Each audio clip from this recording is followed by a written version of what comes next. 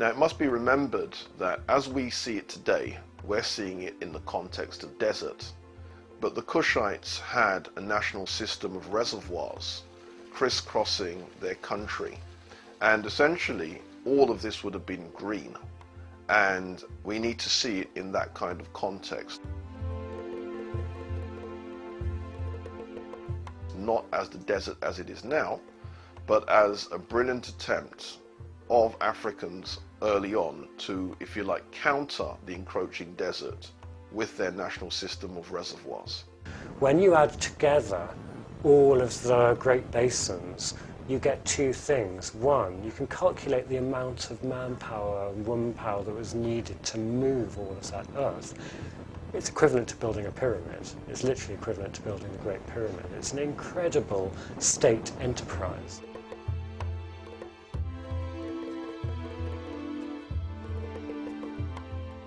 Some of the ornamentation decorating the structures are quite interesting because some of the animals depicted, such as elephants and cows.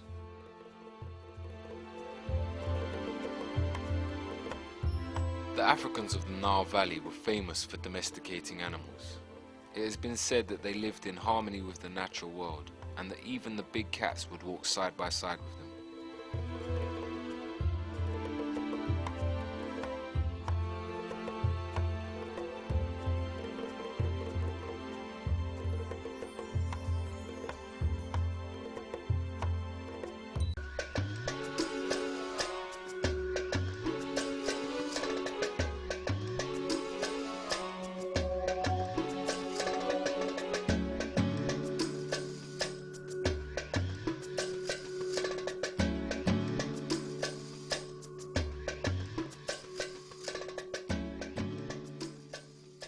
Three of the most important Neteru in Kemet were Asar, Aset, and Heru.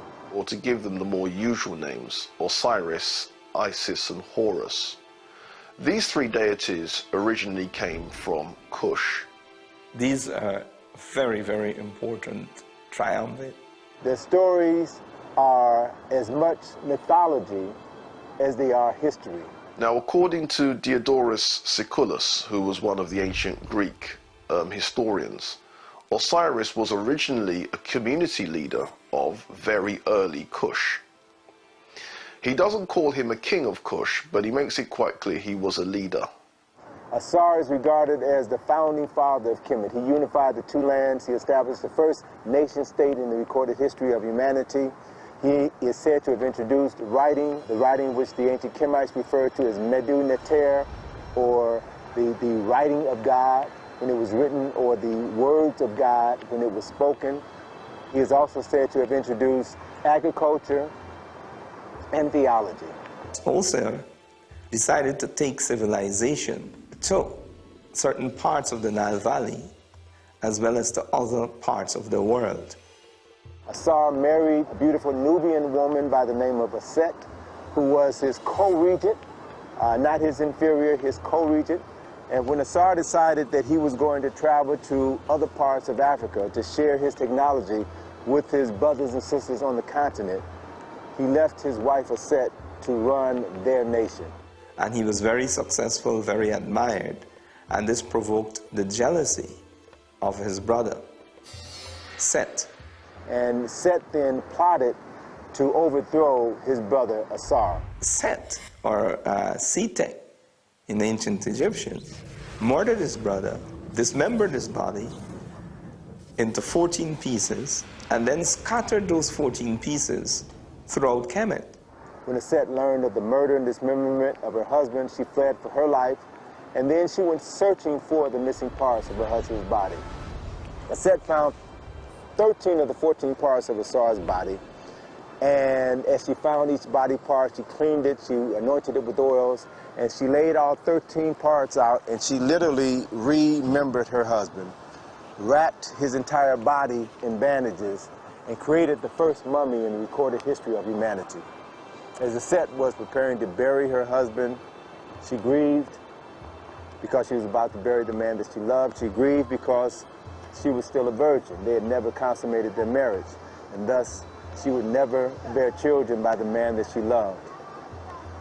And according to the story written on many papyri in Kemet, carved on several temples in Kemet, the spirit of Asar came and impregnated his virgin wife Aset.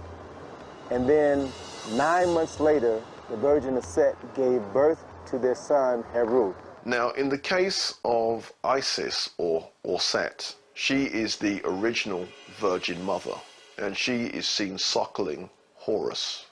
He is shown as a child suckling his mother, and he's wearing the pharaonic headdress, making it clear that he was born a king. Haru is the son of Osiris, and he's the embodiment of order. He has to take over the kingship, and he has to do that through a struggle. So Heru was born, the son of a virgin.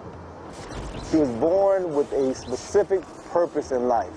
That was to restore his father's kingdom, to do battle with his uncle Set and reclaim his father's throne. Heru would then take up his father's struggle, in a way, against his uncle Set. One of those classic battles, not so much between good and evil, it's more a battle between order and anarchy. And Heru eventually triumphs over Set. At that moment, Heru was transformed, miraculously transformed into a falcon. He flew into heaven to meet with his father Asar, told Asar of his victory over Set. His father blessed him, and Heru then returned to Kemet as the legitimate heir to the throne. And when he ascended to the throne, the symbol of the Heru Badet, the winged sun disk, was a symbol that was carved above the entrance of every temple in Kemet to serve as a reminder of Heru fulfilling the reasons for which he was born.